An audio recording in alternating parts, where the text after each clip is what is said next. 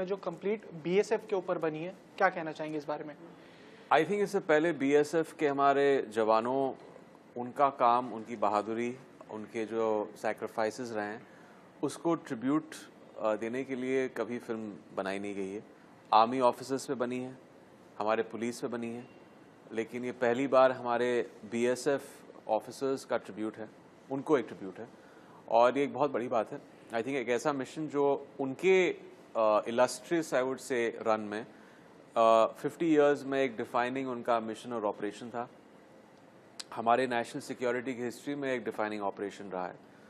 तो एक बहुत बड़ी बात है और एक बहुत ही एक्स्ट्रॉर्डनरी कहानी है जो आई फील हमारे सारे सिटीजन्स इनको इस कहानी को देखना चाहिए, और इन्फॉर्मेशन के तौर पे और एक एंटरटेनमेंट के तौर पे भी। तो जब भी हम आर्मी की बात करें, बीएसएफ की बात करें, तो कंधों पे एक बहुत बड़ी जिम्मेदारी आती है। जब भी हम यूनिफॉर्म की बात करते हैं, तो क्या आपको आपके कंधों पे इतनी बड़ी जिम्मेदारी लगी कि आप किसी को, एक आर्मी ऑफिसर को रिप्रेजेंट कर रहे हैं स्क्रीन के ऊपर? वेल ऑफ कोर्स एक बहुत बड़ी रिस्पॉन्सिबिलिटी है, क्योंकि आप एक ट्रू इवेंट को आप स्क्रीन पे दर्शा रहे हैं ऑडियंस के सामने। एक ऐसा मीडियम है सिनेमा का कि वो एक बार बात बन जाती है, फिल्म शूट हो जाती है, तो फॉर पोस्टेरिटी रहती है, वो आर्काइव्स में हमेशा रह जाती है। तो वो इम्पैक्ट क्रिएट करने के लिए उसमें बहुत काम लगता है। वो रिस्पॉन्सिबिलिटी को मद्देनज़र रखते हुए आपको एक्यूरेसी की तरह उस कहानी को पेश करना है ऑडियंस के सामने। एक ऐसी फिल्म है जो बीएसएफ की दुनिया, उनके जवानों, उनके ऑफिसर्स को रिप्रेजेंट करती है, तो उसका एक केयर और सेंसिटिविटी का होना बहुत ज़रूरी है।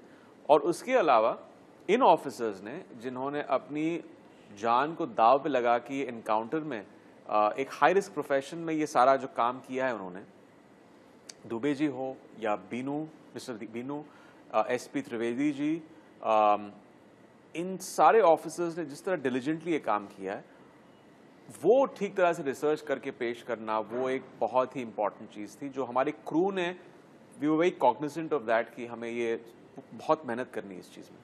फिल्म में आपने real life officer एनएनडी Dubey ji का कैरेक्टर प्ले किया है। उसके अंदर एक ऐसी चीज जो आपको लगी हो, जो आपने उनसे सीखी हो, एंड प्रिपरेशंस आपने कैसे की इस मूवी को लेके? किसी रियल लाइफ कैरेक्टर को ऑन स्क्रीन प्ले करना कितना आसान या मुश्किल होता है आपके लिए? आई थिंक एक एक्साइटमेंट की बात थी कि आप ऐसे एक ऑफिसर का किरदार निभा रहे हैं जिनका एक बहुत ही इलिस्ट्रियस करियर रहा है बीएसएफ में। उनकी तभी सेकंड पोस्टिंग थी बीएसएफ में, सेकंड इन कमांड थे तभी।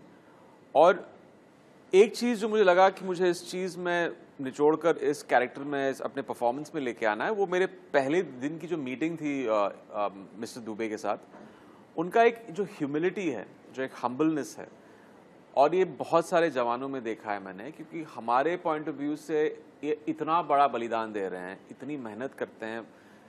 मैंने देखा राजस्थान में जब गया था तो वहाँ के गार्ड्स 45 डिग्रीज के गर्मी में वहाँ पे बॉर्डर पे तैनात रहते हैं। 11-11 महीने उनकी ड्यूटी चलती है, वो अपने फैमिली से नहीं मिलते हैं, आइसोलेटेड जगह में रहते हैं, उनका कम्युनिकेशन कट हो जाता है उनके फैमिली से, दोस्तों से। बहुत बड़ी बात है जो करते हैं, और इसको हमें कहीं एक्नॉलेज करना चाहिए।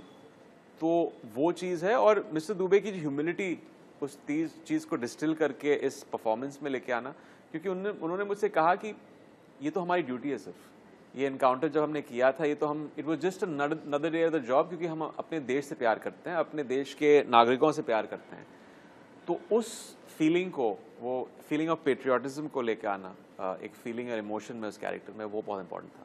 फिल्म में जो ऑपरेशन दिखाया गया है वो कश्मीर वैली में जो इंसिडेंट हुआ था उस पर दिखाया गया है। सो कश्मीर को लेके आपका क्या पर्सपेक्टिव था पहले, एंड शूटिंग के दौरान जब आपने कश्मीर को देखा, वहाँ के लोगों को देखा, एंड शूटिंग के बाद, फिल्म बनने के बाद आपका पर्सपेक्टिव कितना चेंज हुआ है कश्मीर को लेके या वहाँ के लोगों को लेके? वेल, जैसे हम जब जानते हैं कि कश्मीर अपनी हिस्टोरिकल, पॉलिटिकल, जियोग्राफिकल टेंशन्स की वजह से दुनिया का सबसे सेंसिटिव और कॉम्प्लेक्स जगहों में से एक है, और ये मेरे दिमाग में भी था जब मैं श्रीनगर जाने से पहले, और ये मेरी पहला ट्रिप था वहाँ पे श्रीनगर में, कभी हॉलिडे के लिए नहीं गया वहाँ पे।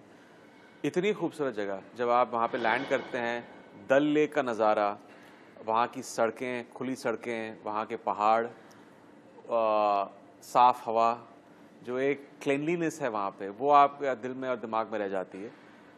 आई थिंक अभी पिछले 10-12 सालों में जो एक इंसिडेंट रेट हो गया है टेररिस्ट अटैक्स का, सरप्राइज अटैक्स का, इंसर्जेंसी का, काफ़ी हद तक कम हो गया है। तो एक सिक्योरिटी की फीलिंग आई वहाँ पे। वहाँ के लोग भी बहुत अच्छे थे, अदब से बहुत रिस्पेक्टफुली वो पेश आए, बहुत सपोर्टिव थे, बहुत प्यार मिला हमें श्रीनगर में। और ये परसेप्शन हमारा चेंज होना चाहिए कश्मीर के प्रति और श्रीनगर के प्रति। वहाँ पे मैंने देखा कि बहुत सारे टूरिस्ट भी आने शुरू हो गए हैं।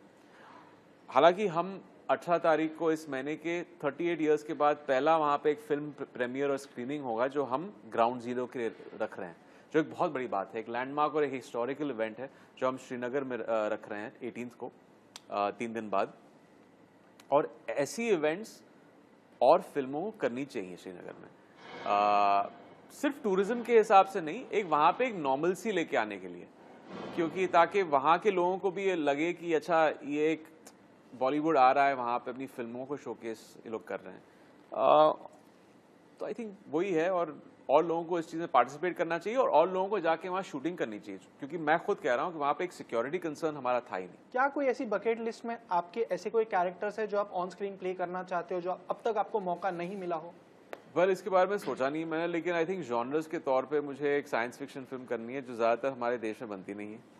तो थैंकफुली अब जो माहौल बदल रहा है और लोग नए नए एक्सपेरिमेंट्स करना चाहते हैं, ज़्यादा सिनेमा में अब आजकल एक्सपेरिमेंट्स नहीं हो रहे, बट OTT में हो रहे हैं।